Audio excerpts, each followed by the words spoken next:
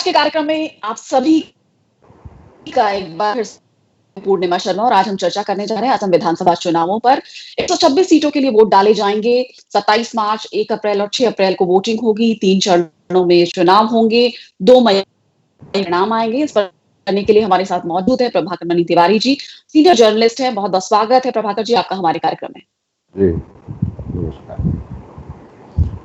प्रभाकर जी, जिस तरह असम बात करें तो जिस तरह उत्तर पूर्व का दरवाजा माना जाता है, कितने अहम चुनाव है असम की विधानसभा चुनाव बीजेपी की बात करें तो, और कौन से मुद्दे हैं जो इन असम विधानसभा चुनावों में हावी हैं? क्या एंटी इनकम्बेंसी फैक्टर है?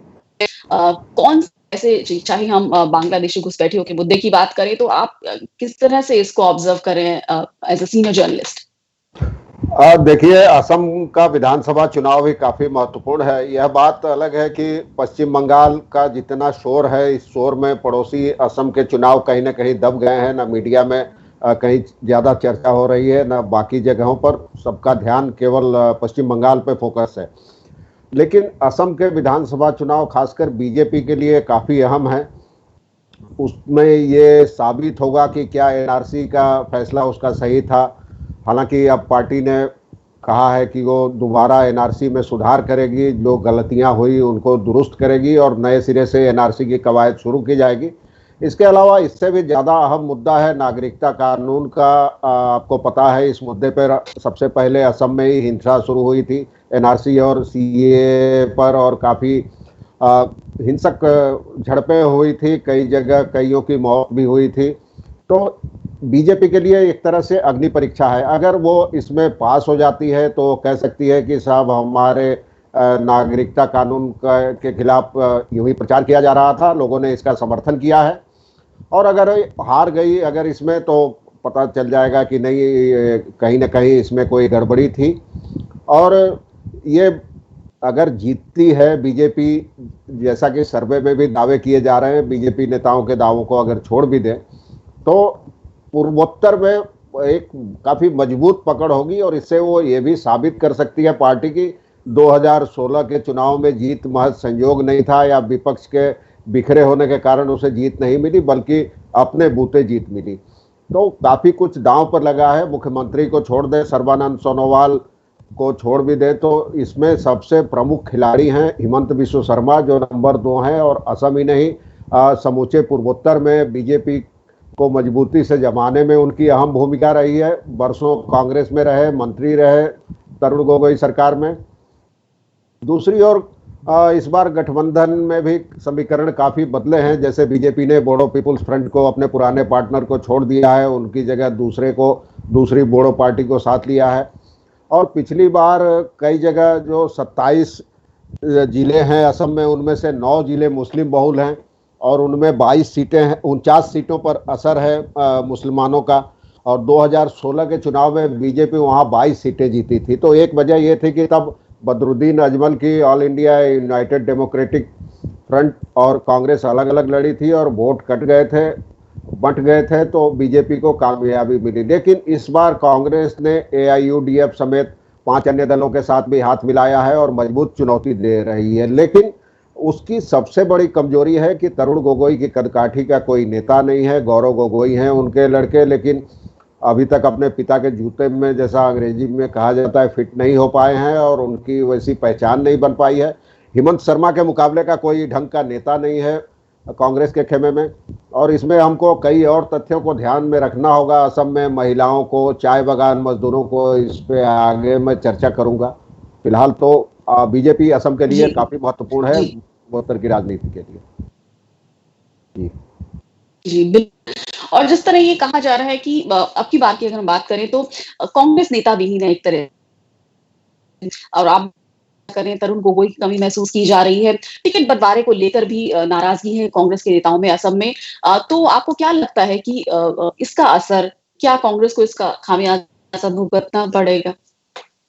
ये तो अभी स्पष्ट रूप से कहना मुमकिन नहीं है, लेकिन कुछ चीजें हैं। जैसे कांग्रेस इस बार बदरुद्दीन अजमल के साथ है, तो उसको 2-3 चीजों से उम्मीद है। उसको उम्मीद है कि कहीं ना कहीं एंटी इनकम्बेंसी फैक्टर है, सीए और एनआरसी का मुद्दा है जो बीजेपी के खिलाफ जाएगा। इसके अलावा पिछली बार जो अलग अलग लड़ने के कारण मुस्लिम वोट जो बंट गए थे वो इस बार एकजुट होकर उसे मिलेंगे।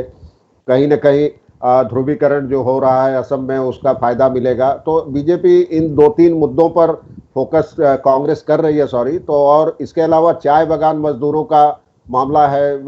राहुल गांधी से लेकर प्रियंका गांधी तक हाल में चाय बागानों में जाते हैं और मजदूरों के साथ बैठकर खाते पीते देखे गए हैं, क्योंकि कम से कम 10 लाख चाय मजदूर हैं असम में, ऊपरी असम में, निचले असम में, और कम से कम 45 सीटों पर उनका असर है। और पवन सिंह घटवार जैसे केंद्रीय मंत्री रहे लंबे समय तक कांग्रेस के, वो डिब्रूगढ़ में वो इन चाय मजदूरों के वोटों के सहारे जीतते रहे हैं लगातार। तो इस बार भी इनके वोट काफ़ी अहम होने हैं। बीजेपी ने उनका दैनिक मजदूरी बढ़ाया ही थी उनकी, लेकिन फिर अदालत ने रोक लगा दी और फिर अब मालिकों पर छोड़ दिया तो 50 रुपये बढ़ी है। लेकिन चाय मजदूरों का कहना है कि केवल हमारे साथ खाने और नाचने गाने से हमारी जिंदगी पर कोई असर नहीं पड़ सकता, इसीलिए कांग्रेस ने भी मजदूरी बढ़ाने का और घोषणा पत्र में तमाम ऐलान किया है, बीजेपी ने भी ऐलान किया है। तो चाय मजदूर और मुस्लिम ये दोनों अहम मुद्दे हैं। इसके अलावा घुसपैठ का तो मुद्दा असम में सदाबहार रहा है। 80 के दशक में अखिल असम छात्र संघ ने इस मुद्दे पर 6 साल तक आंदोलन किया था, असम आंदोलन। उसके बाद असम गण परिषद सरकार आई। तो ये 3 मुद्दे मेरे ख्याल से इस बार बहुत असरदार है। चाय बागान, मुस्लिम और घुसपैठ का मुद्दा तो सदाबहार है। इसके अलावा ये देखना होगा कि सीएए और एनआरसी का क्या असर होता है। क्या जिस तरह इसके खिलाफ बगावत हुई थी, हिंसा हुई थी, प्रधानमंत्री मोदी तक को काले झंडे दिखाए गए थे, क्या वो लोगों में उसका विरोध अब भी जस का तस है या विरोध ठंडा पड़ चुका है? ये मुद्दे चुनाव को प्रभावित करेंगे इस बार। जी, चाय बागान के मजदूर हैं, उनको रिझाने की कोशिश कांग्रेस भी कर रही है, बीजेपी भी, लेकिन ये देखना किस तरफ जाते हैं। आपका क्या ऑब्जर्वेशन है और महिलाओं की कितनी बड़ी भूमिका हो सकती है इन आसाम के विधानसभा चुनावों में? आप किस तरह से असम के चाय मजदूरों को लुभाने की कोशिश तो राहुल गांधी से लेकर प्रियंका गांधी को पिछले दिनों देखा गया था उनके साथ नाचते हुए, पत्तियां तोड़ते हुए। राहुल गांधी भी अभी 2-2 बार चाय बागानों के दौरे पे जाके मजदूरों के साथ जमीन पर बैठकर खाना खाते हुए नजर आ रहे हैं। और राहुल गांधी ने पहले ही कहा है कि अगर सत्ता में आए तो मजदूरों की मजदूरी बढ़ाकर दैनिक मजदूरी करीब दोगुनी कर दी जाएगी। तो ये सब चीजें हो रही है। दूसरी ओर बीजेपी ने भी मजदूरी बढ़ा दी थी कैबिनेट के फैसले के जरिए, लेकिन अदालत ने उस पर रोक लगा दी। चाय बागान मालिकों और इंडियन टी एसोसिएशन ने गुवाहाटी हाईकोर्ट में अर्जी दी थी कि अभी हमारी स्थिति ऐसी नहीं है कि इतनी मजदूरी बढ़ाएं। तो अदालत ने मजदूरी बढ़ाने का फैसला मालिकों पर छोड़ दिया था और अब 50 रुपये बढ़ी है। 167 रुपये मजदूरी हुआ करती थी, 50 रुपये ज़्यादा बढ़ा नहीं पाए हैं, लेकिन एक सांकेतिक है। और राहुल गांधी ने कहा है कि सत्ता में आने पे 350 रुपये कर देंगे दैनिक मजदूरी, जितनी कि देश में मेरे ख्याल से कहीं नहीं है। पश्चिम बंगाल में भी चाय बागान है, यहाँ भी उतनी नहीं है, 176 रुपये ही है। और अब बढ़ने के बाद असम के चाय मजदूरों की दैनिक मजदूरी 193 रुपये हो गई है। दूसरी ओर महिलाओं की जहाँ तक बात है तो ये एक ऐसी ताकत है कि इसको कोई भी पार्टी अनदेखा नहीं कर सकती। असम में जो 2.24 करोड़ वोटर है उसमें 1 करोड़ 10 लाख महिलाएं हैं, तो जाहिर है ये बड़ी ताकत है। इनको लुभाने के लिए भी दोनों दलों ने अपने घोषणा पत्र में महिला सशक्तिकरण और उसके लिए काफ़ी कुछ ऐलान किया है। तो महिलाओं और चाय बागान मजदूरों की भूमिका अहम होगी कि अगली बार बीजेपी सत्ता में रहेगी या क्या कांग्रेस गठबंधन को सत्ता मिलेगी, ये चीज़ें उस पर निर्भर है। दोनों पर काफ़ी अहम भूमिका होगी इन दोनों। जी जी, इस तरह कहा जा रहा है कि बीजेपी के नेतृत्व वाली एनडीए को कोई खास राजनीतिक चुनौती नहीं है। क्या आप भी ये मानते हैं कि बीजेपी वो वापस सकती है? नहीं, चुनौती तो है, ऐसा मानना गलत है कि चुनौती नहीं है। और बहुत आसानी से पिछली बार आपको याद होगा बीजेपी को अकेले अपने बूते बहुमत नहीं मिला था। 64 का आंकड़ा है बहुमत का, उसको 60 सीटें ही मिल पाई थी। इस बार वो मिशन 100 लेके चल रही है, जैसा कि पश्चिम बंगाल में मिशन 200 है उसका। लेकिन उसकी राह इतनी आसान भी नहीं है जितना प्रोजेक्ट किया जा रहा है, वैसे ही आसान राह नहीं है। उसे भी डर है, नागरिकता कानून को लेके उसके मन में संदेह है, एनआरसी को लेके संदेह है। एनआरसी के कारण कई लोग बांग्लादेशी घोषित हुए और न घर के रहे न घाट के, कई लोग जेलों में सड़ रहे हैं। तो ये सब मुद्दे हैं जिनको लेके बीजेपी भी डरी हुई है कहीं ना कहीं से। उसे हालांकि दावे उसके बहुत हैं, लेकिन उसे लगता है अब ये तो चुनावी नतीजे ही बताएंगे कि इन मुद्दों का आम लोगों पर कितना असर है और कितना भय है इस मुद्दे पर, और क्या दोबारा बीजेपी को लोग चुनेंगे, और चुनेंगे भी तो क्या अकेले अपने बूते बहुमत देंगे। ये तमाम कई चीजें हैं। लेकिन ये कहना ठीक नहीं होगा कि राह आसान है। राह आसान कतई नहीं है, और बीजेपी के नेता भी जिनसे मेरी बात होती रही है वो लोग भी मानते हैं कि चुनौती मुश्किल है, दो कारणों से। एक तो एनआरसी और सीए, दूसरी चीज है जो कांग्रेस ने बदरुद्दीन अजमल के साथ गठबंधन किया है, उसका क्या असर होता है मुस्लिम वोटरों पे, ये देखने वाली बात है।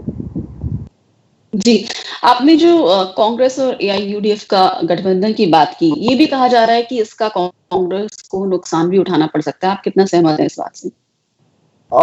मुझे लगता है कि कुछ जैसे जो उसके ट्रेडिशनल हिंदू वोटर हैं वो हो सकता है नाराज हो, लेकिन इसका फायदा उसे मुस्लिम वोटरों के रूप में मिलेगा, और मुस्लिम वोटरों की अच्छी खासी तादाद है।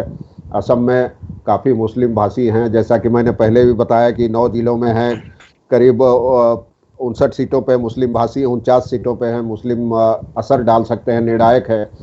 तो उसमें से पिछली बार 22 सीटें बीजेपी ने जीती थी, तो अब ये देखना होगा क्या बीजेपी को इस बार वहाँ वो सीटें दोबारा मिल पाएगी, बरकरार रख पाएगी। नहीं तो फायदा होगा कांग्रेस और एआईयूडीएफ गठबंधन को। तो नुकसान कम होगा, फायदा ज्यादा होगा मेरे अनुमान में। जी, जिस तरह ये कहा जाता है कि हेमंत बिस्व शर्मा ये बहुत बड़ा नाम है असम की राजनीति में, चाहे वो जब कांग्रेस में है, अब जब बीजेपी में, सरकार वही चलाते रहे, चाहे कांग्रेस में रहे, अब चाहे सर्बानंद सोनोवाल मुख्यमंत्री हैं। तो क्या आप ऐसा देखते हैं कि हालांकि बीजेपी ने ऐलान नहीं किया कि मुख्यमंत्री का उनका चेहरा कौन होगा, तो क्या अब हम अगर एनडीए जीतती है और सत्ता में आती है, तो क्या आप देखते हैं कि वो अगला मुख्यमंत्री बन सकते हैं? उनकी राजनीतिक आकांक्षाएं शायद ज्यादा बड़ी हों अब।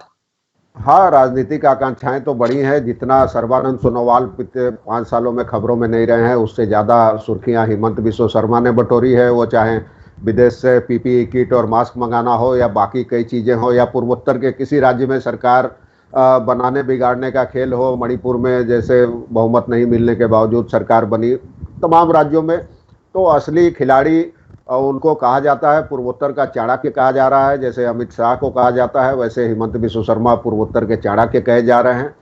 तो उनकी महत्वाकांक्षाएं तो है, उसी महत्वाकांक्षा की वजह से वो कांग्रेस छोड़ के बीजेपी में शामिल हुए थे। उसके पहले प्रधानमंत्री मोदी से लेकर और 2014 तक सबको खुले मुंह गाली दे रहे थे। तो महत्वाकांक्षा है, और हो भी सकता है कि इस बार उनको बना दिया जाए मुख्यमंत्री। हालांकि बीजेपी में जल्दी दूसरे दलों से आने वालों को मुख्यमंत्री या किसी अहम पद पर बिठाने की परंपरा नहीं रही है। फिर भी हो सकता है कोई डील हो कि अगर इस बार बीजेपी सत्ता में आ जाए तो कोई आश्चर्य नहीं होना चाहिए अगर हेमंत बिस्व शर्मा अगले मुख्यमंत्री। जी, मेरा आखिरी सवाल आपसे कि वोटरों का क्या सेंटिमेंट आपको दिखाई दे रहा है? क्या एंटी इनकम्बेंसी फैक्टर इतना हावी है कि ये मौजूदा सरकार के खिलाफ जाए, या कोई बदलाव की आपको लग रही है उम्मीद कि वोटर से रिस्पॉन्स मिल रहे हैं? वोटर पश्चिम बंगाल जैसे असम के वोटरों ने भी इस बार उतने मुखर नहीं है। जितने लोगों से बात हो रही है, सबका कहना है देखा जाएगा टाइप टालने के अंदाज में बात करते हैं।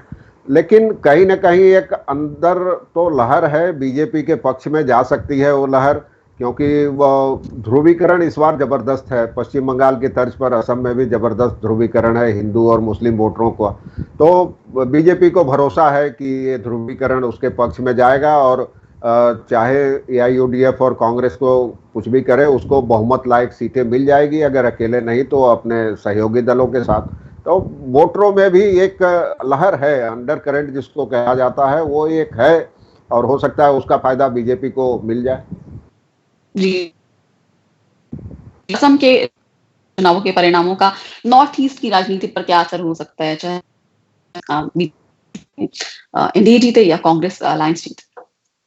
हाँ, इसका काफी असर होगा। असम कहने को एक राज्य है, लेकिन पूर्वोत्तर का सबसे बड़ा राज्य है, और पूर्वोत्तर का प्रवेश द्वार कहा जाता है इसको। तो असम का कोई भी नतीजा कुछ भी हो, पूर्वोत्तर इससे अछूता नहीं रहेगा। वो चाहे कांग्रेस जीते या बीजेपी जीते। बीजेपी जीती तो जैसा मैंने आपको पहले ही बताया कि पूरे इलाके पर उसकी पकड़ मजबूत होगी और वो ये दावा कर सकेगी कि 2016 में असम चुनाव में जीत, या बाकी राज्यों में जहां उसकी सरकारें हैं अरुणाचल से मणिपुर तक, वहां उसकी जीत कोई तुक्का नहीं थी। वो पूरे सुनियोजित रणनीति के साथ और अपने सांगठनिक मजबूती के कारण जीते हैं।